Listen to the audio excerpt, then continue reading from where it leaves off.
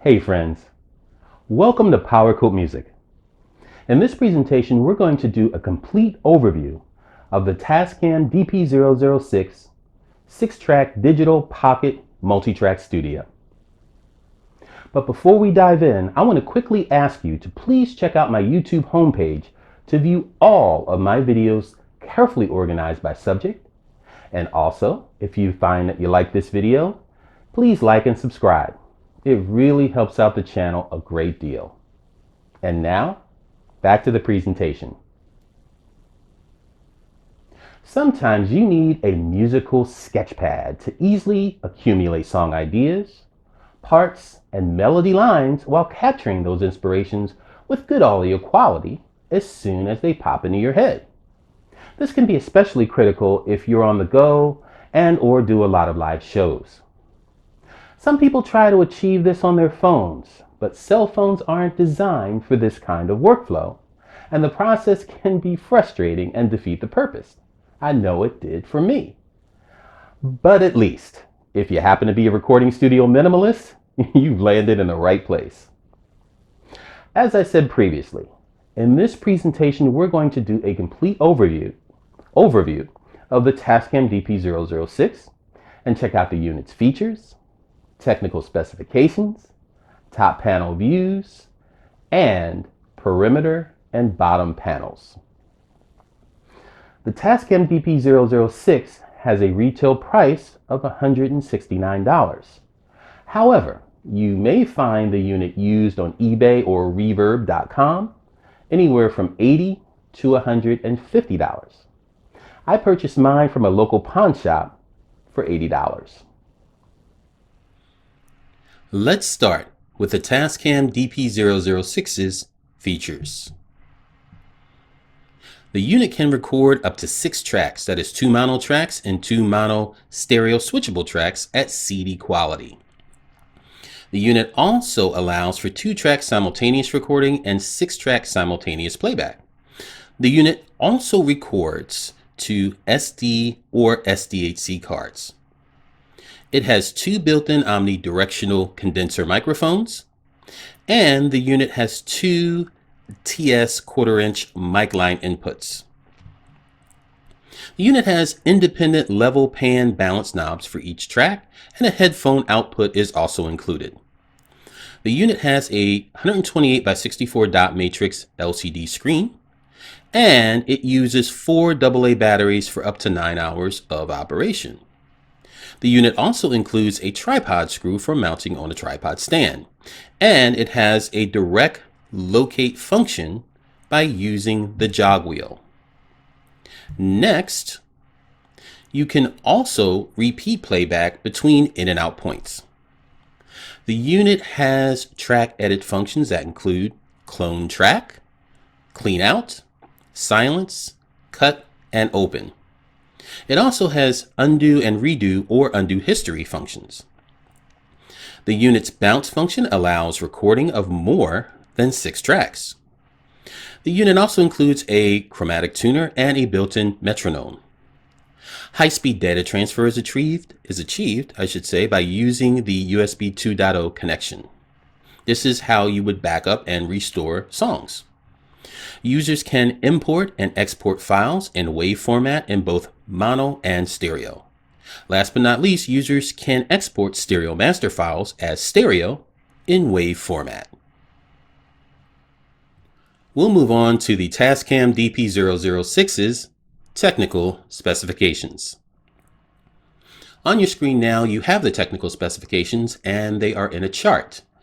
And in the chart, there are 2 columns. On the left are going to be the spec descriptions, and to the right are going to be the actual technical specifications. We're going to go down this chart row by row, starting with the recording media. There are 2 different recording medias for this unit, which are going to be an SD card and an SDHC card. And you see the specification sizes for both of those. The next row is going to be your file system, which is the Tascam original, MTR partition or FAT32 file partition.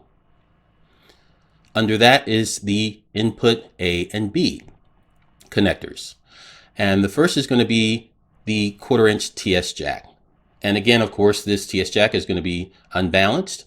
And below the connector row, you're going to see the input impedance specifications along with the nominal input level, the maximum input level, along with the headroom for all you nerds who are interested in just how professional sounding this unit can be.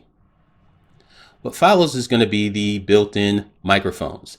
There are going to be two omnidirectional condenser microphones on the unit. The next row is the line out. Now these connectors are 1/8 inch stereo mini jacks, and below that are going to be the nominal output levels and the maximum output levels respectively. The next row is going to be the phones, and the connector for the phones or headphones are going to be the 1/8 inch stereo mono jack, and below that is going to be your maximum output level specifications. The next row is going to be your USB specifications. The connector is a USB mini B type, and the format is going to be USB 2.0 high-speed mass storage class. Let's look at the continuous battery operation time, which is the next row. And all times, again, they're going to be approximate. If you're using an alkaline battery, you are going to have 8 to 8.5 hours of time, depending upon how you use it. If you're using a nickel metal battery, you're going to have 9 to 9.5 hours, again, depending upon how you use the device. Below that, the next row is going to be your power. The unit is powered in two different ways, by 4 AA batteries or by an AC adapter. Below that is going to be your power consumption. The next row is going to be the unit's dimensions. Under that is going to be the weight. Next is your operating temperature, your backup memory, and your accessories. Next but not least is going to be your audio performance. Your frequency response is going to be 20 Hz to 20 kHz, which is a pretty flat frequency response, which is really good. Below that is going to be your distortion, and last but not least is your signal to noise ratio. As you can see, all in all, not a bad unit. Now, we'll check out the Tascam DP-006's top panel controls. In the top left part of the unit, we have the power switch or power button. Press and hold this button to turn the unit on and off. After that, we have the input A and B level knobs and OL indicators. Use the level knobs to adjust the input levels for inputs A and B. If an input source is too high, it's OL or overload indicator lights. If a level knob is set too high, higher than 2 or 3 o'clock, the OL indicator could light even if the volume of the input source is decent or suitable. After that, we have the repeat button. This turns the repeat playback mode on and off. After that, we have the in-out button. Press this button to open the I/O setting screen and set the in, which is the starting, and the out, which is the ending points for repeat playback and track editing. The in and out points are also used as the starting and ending points when creating stereo master tracks. After that, we have the REC or record mode button. Press this button to open the recorder mode screen where you can set the recorder mode. Next, we have the undo redo button indicator. Press this button to undo the previous action or to redo the last undone action. Press this button while pressing and holding the stop button to open the history screen. Using this screen, you can undo multiple operations at once. This indicator lights when one or more operations that have been undone can still be redone. After that, we have the master level knob. This adjusts the stereo signal level output from the line out jack. This knob also adjusts the recording level when bouncing tracks, mixing down, and mastering. After that, we have the display, which shows various information.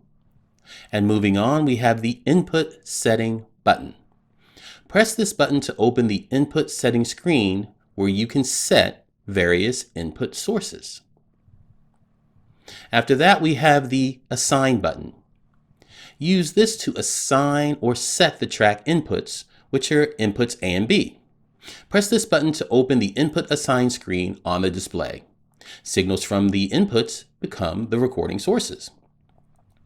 Next, we have the pan knobs for tracks 1 through 4. Let's talk about tracks 1 and 2 first. Use this to adjust the stereo position of the track playback signal, kind of like stereo panning. And for tracks 3 and 4, if the track is stereo, use this to adjust the left and right balance.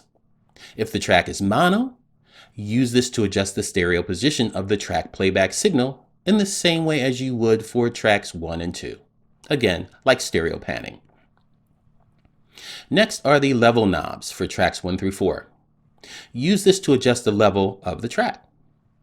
After that, we have the record or REC buttons and indicators for tracks 1 through 4.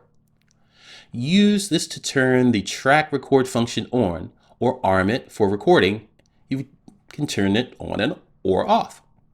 To monitor the input signals of the internal mics using headphones, or an external monitoring system, that is a powered monitor speaker or amplifier in speakers, press the corresponding track REC button.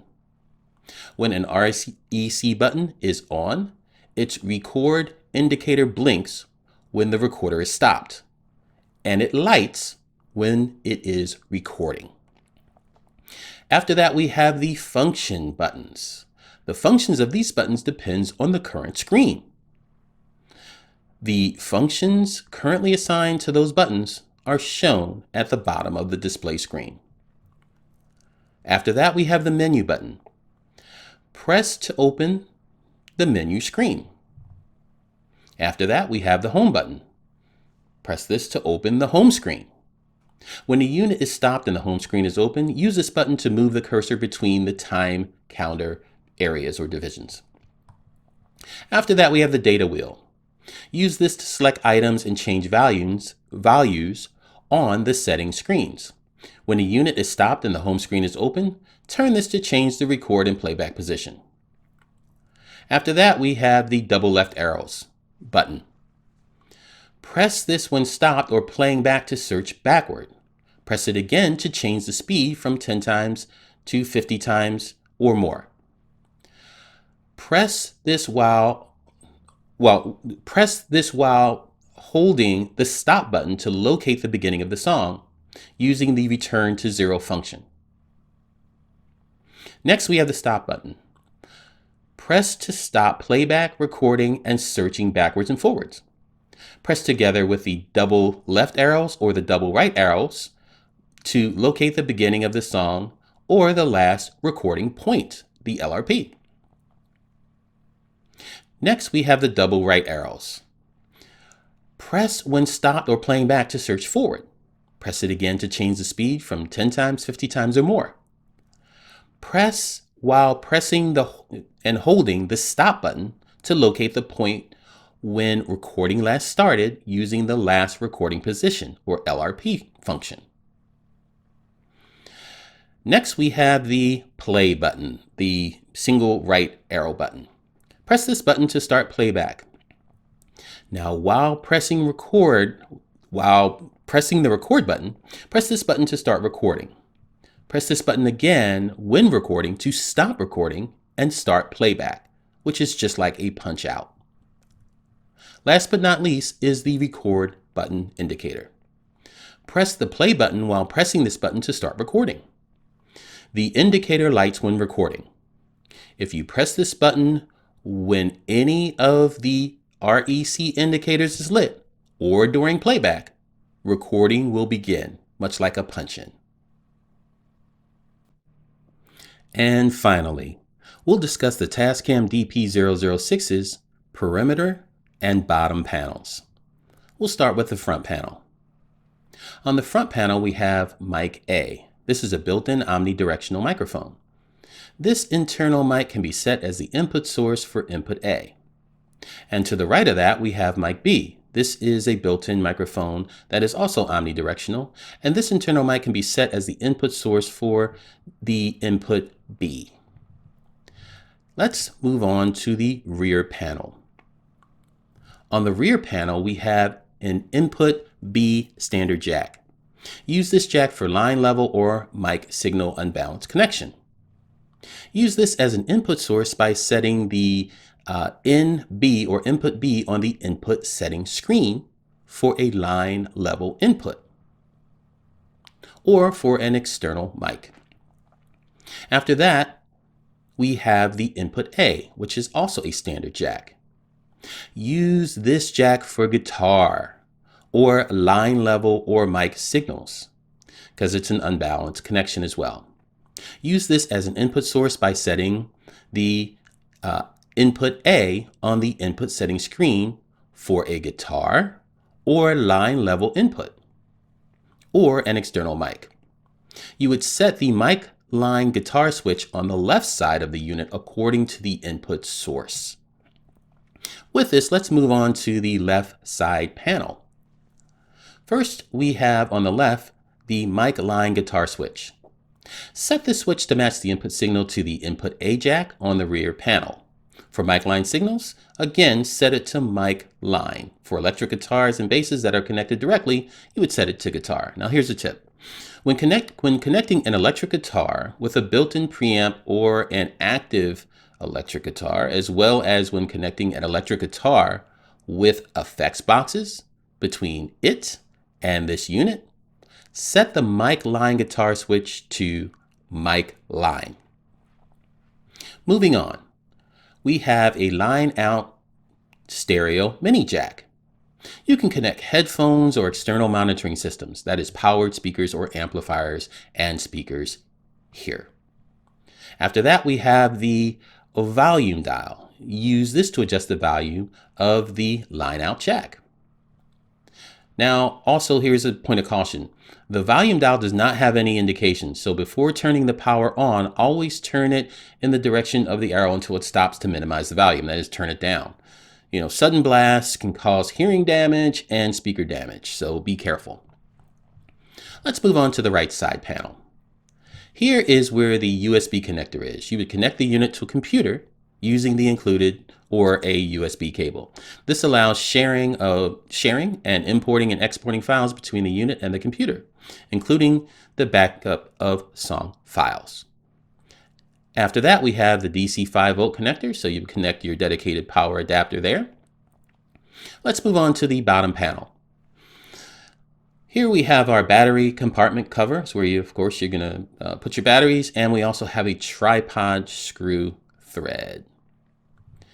Now, the battery compartment, let's talk about that. This is where you would put your 4 AA batteries that can power the unit, and also this is where the SD card slot is in the back of the compartment. And last but not least, we want to show you the SD card slot. That's where you would slip your card in. And there you have it. In all too many cases, good or even great songs don't require a lot of tracks. The Tascam DP-006's features and functionality are solid. And the unit may help you discover in your songwriting and recording that less may be more. Well, that's a wrap. If you like this video, please give it the thumbs up and click the subscribe button on your screen to join our group. We have new presentations coming out every 7 to 14 days, and we would love to have you be a part of our team. Please leave a comment in the comment section about this content and check us out on Facebook, Instagram, Spotify, and TikTok. While you're here, listen to some of the music and check out the playlists because they're designed just for you. Thank you so much for watching. We really appreciate it, and we look forward to seeing you soon.